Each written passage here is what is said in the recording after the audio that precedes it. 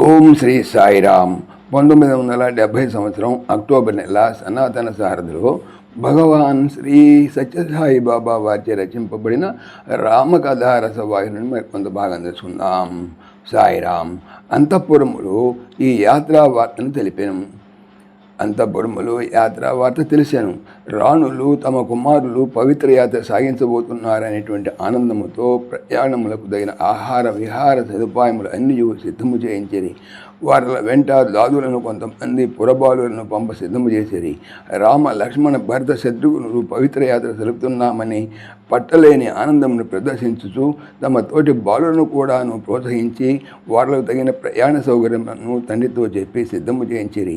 రెండవ దినము సుముహూర్తము సమీపించగానే తల్లులకు తండ్రికి నమస్కరించి గురువుల వారికి నమస్కరించి తల్లులతో హారతులందుకొని దృష్టి చుక్కలను రక్ష చుక్కలను పెట్టించుకొని రాజవేషమును విప్పి సామాన్యమైన యాత్రా విశేషములను అనగా పట్టుదోవతలు కట్టి అంగవస్త్రములు కప్పి రథములలో కూర్చొని జయ జయ ధ్వనులతో రథమును కల్పించి ముందు వెనుక రక్షక భటుల రథములు వాయువేగంతో పరిగెత్తుచుండెను.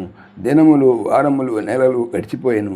ప్రతి క్షేత్రమును ప్రతి తీర్థమును దర్శించి పూజించి విషయములను విచారించి అత్యంత ఉత్సాహముతో భక్తి శ్రద్ధలతో అన్యవాంఛలకు చోటివ్వక నిరంతరం క్షేత్రముల విశేష చరిత్రలను సుమంతుడు చెప్పుచుండా పిల్లలు శ్రద్ధారులై ఇంకేమిటి అని క్షేత్ర చరిత్ర విశేషములను విపులముగా అడుగుతుండేవారు. వారల శ్రద్ధాభక్తులకు సుమంతుడు ఎంతయో ఆనందిస్తూ మరింత విశేషము తెలుపుతుండేవాడు.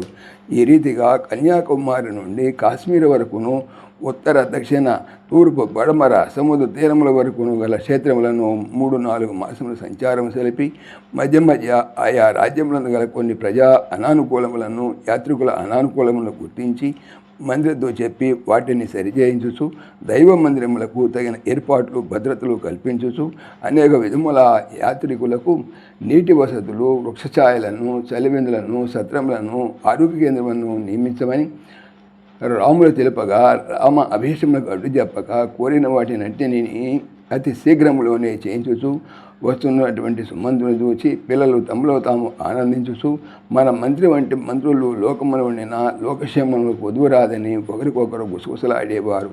ఇక అయోధ్యలో కుమారుల యొక్క క్షేమవార్తలను అప్పుడప్పుడు మాత్రమే గూఢాచారితే తెలియబడుచుండెను.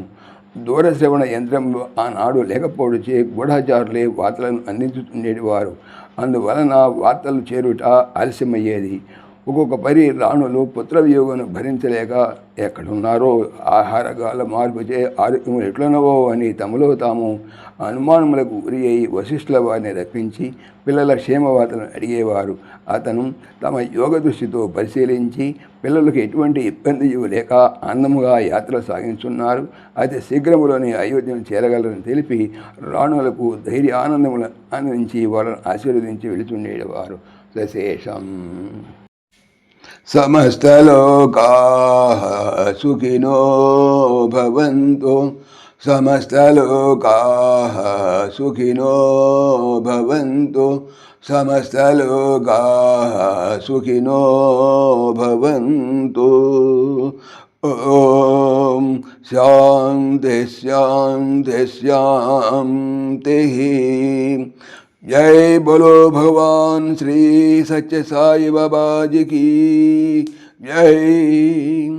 सर्वं సాయిశ్వరార్పణమస్తు.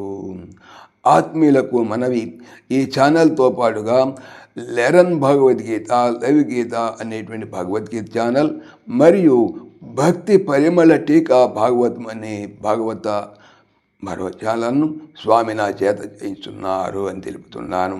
వీటికి సంబంధించిన లింక్స్ డిస్క్రిప్షన్లో చూడవచ్చు. సాయిరామ్.